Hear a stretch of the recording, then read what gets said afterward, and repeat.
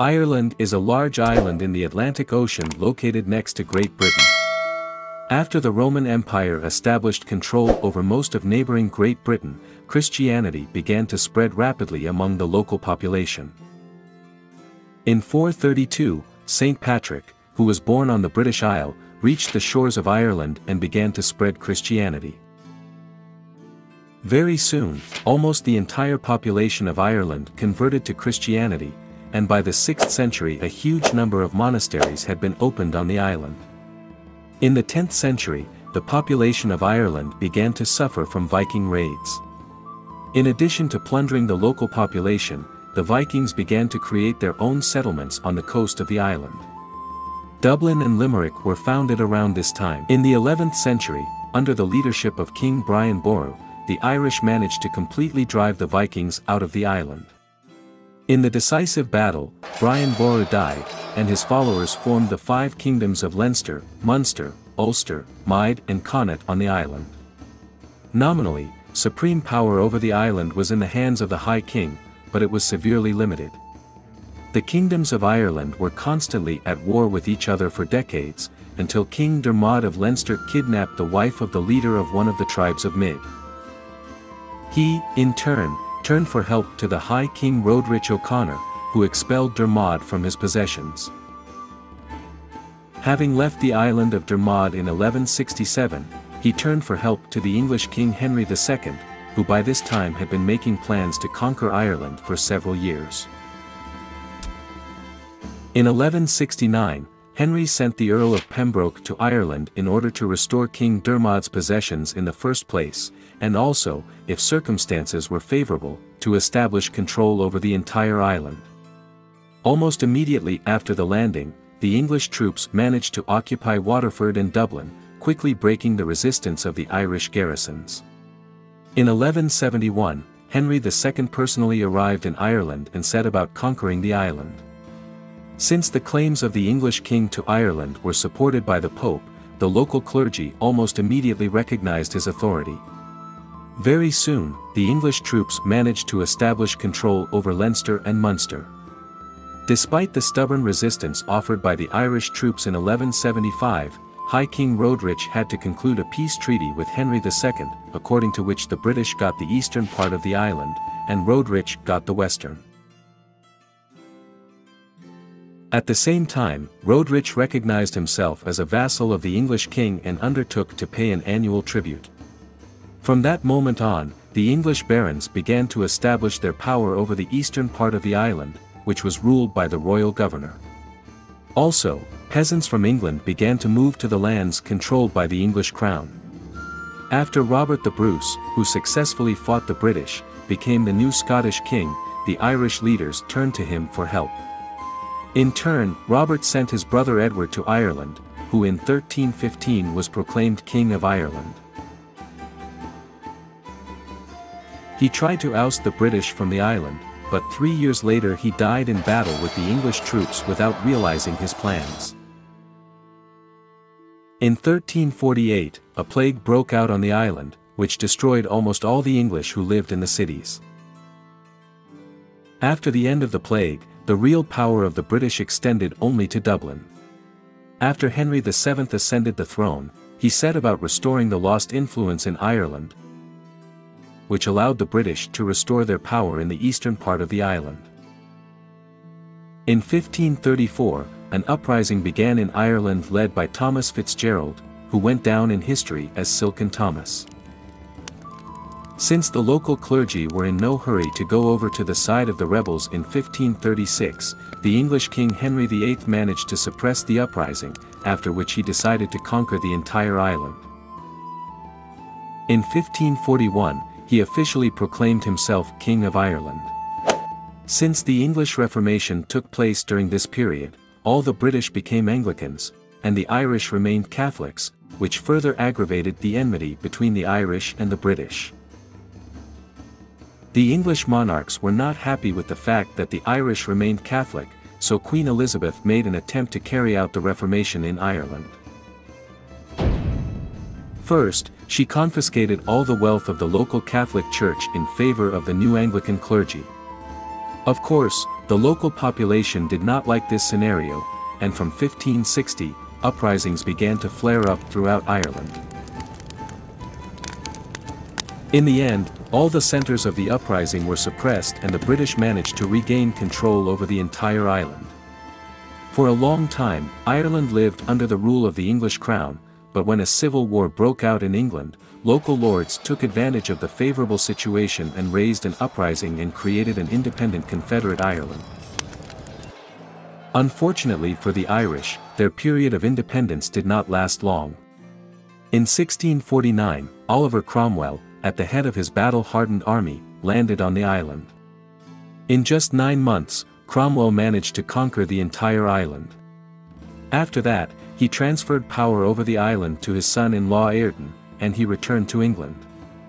Under the leadership of Ayrton in Ireland, the ousting of Catholics from the eastern regions of the island and the distribution of their lands to the English colonists, most of whom were Cromwell's soldiers, began. When the royal kingdom was restored in England, Charles II stopped the persecution of Catholics, but at the same time the lands taken from them remained in the ownership of the Anglicans. In 1801, the Union of Great Britain and Ireland was passed, after which Ireland became part of the United Kingdom. The Irish language began to be rapidly replaced by English, which, of course, caused additional discontent among the local population. Only in 1825 was the Catholic Emancipation Bill issued, which allowed the local population to hold official positions other than the post of Lord Chancellor. Contrary to the plans of the English Crown, the adoption of the new law did not reduce the level of discontent of the local Irish population, which began to demand the abolition of the Union with Great Britain. In the middle of the 19th century, an agrarian revolution took place, caused by a fall in the price of bread. In this situation, the majority of landowners in Ireland, who were predominantly from England, decided to abandon small leases in favor of large pastoral farms. This was the reason for the large-scale drive of small tenants from the land, which was called the cleaning of estates. Many Irish have lost their homes and livelihoods. In 1845, a famine began in Ireland, which caused more than 1.5 million Irish people to leave their island and go to the United States in search of a better life. In 1858, the Irish Republican Brotherhood was formed, the main goal of which was to create an independent Irish republic. The Irish planned to achieve their goal with the help of a secretly prepared armed uprising. The uprising began in 1867, but as the rebels in different parts of Ireland acted independently of each other, they failed to achieve their goals. In 1868, reforms began in Ireland that removed the primacy of the Anglican Church, putting it on the same level as the Catholic one, and a land bill was issued, which reduced the level of discontent among the local population, but not for long. Very soon, the Irish again continued to actively fight for the independence of their island, both politically and by force. In turn, the British government was well aware that it would not be possible to contain the discontent of the local Irish population for a long time. Therefore, in 1914, the Government of Ireland Act was adopted, according to which Ireland received its own parliament, and, consequently, independence in governing the island.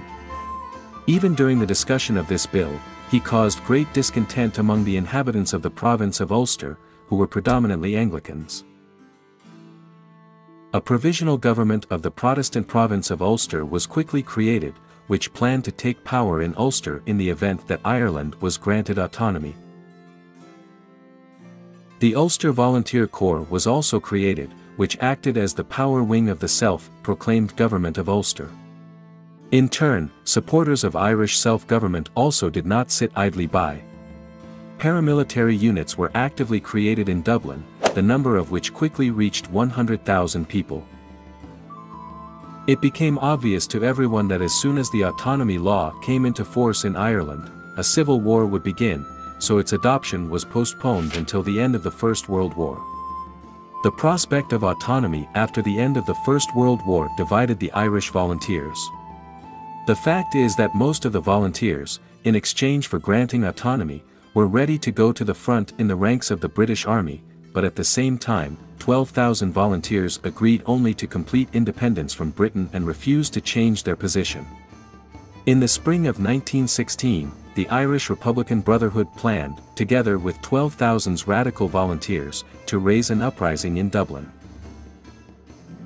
Just 3 days before the planned date for the uprising, Owen MacNeill, who was one of the leaders of the Irish independence movement, banned volunteers from participating in the uprising. Thus, the Irish Republican Brotherhood supported only 2,000 of the 12,000 volunteers. On April 24, the rebels, using their limited forces, were able to take the centre of Dublin. For a week, the rebels resisted the British troops, but in the end their resistance was broken. In 1918, experiencing a shortage of soldiers on the fronts of the First World War, the British Parliament passes the Irish conscription law. The Irish MPs, of course, did not like this scenario. They created their own national parliament, Dáil Éireann. On January 21, the Irish Parliament adopted a declaration of sovereignty and proclaimed the Republic of Ireland. Immediately afterwards, Parliament demanded the withdrawal of all British troops from the island. Of course, the British were in no hurry to comply with the requirements of the Irish Parliament, the legitimacy of which they did not recognize. Therefore, the Volunteer Corps, which was renamed the Irish Republican Army, began active hostilities. Since the British troops outnumbered the Irish Republican Army in both numbers and weapons, the Irish had to use guerrilla warfare tactics. Against the background of the beginning of the confrontation between the Irish Republican Army and British troops on April 14 in County Limerick, the local council of trade unions organized a general strike.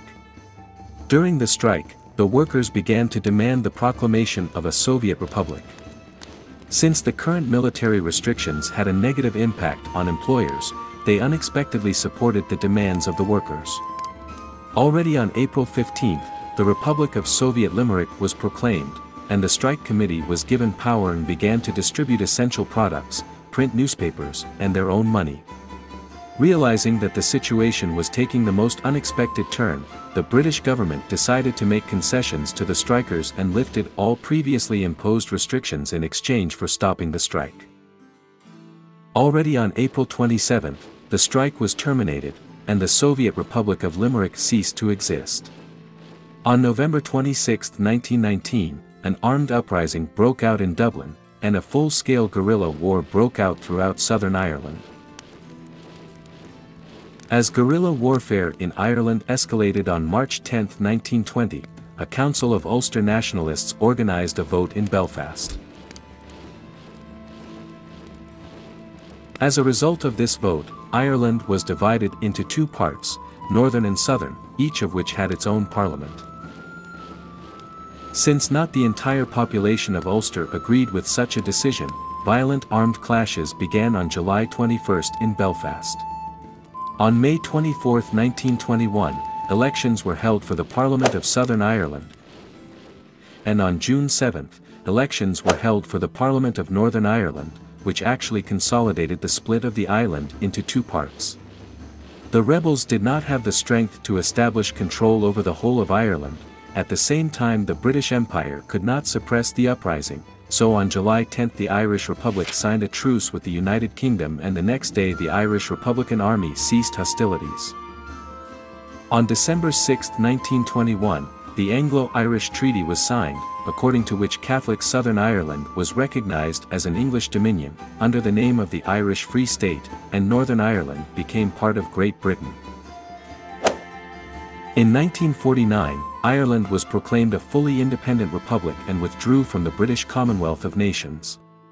It should be mentioned that after the declaration of Irish independence, the Irish Republican Army continued to operate in Ulster, which agreed to stop active hostilities against the British authorities only in 2005. If you like this video, be sure to subscribe to my channel and press the bell icon so you don't miss new videos.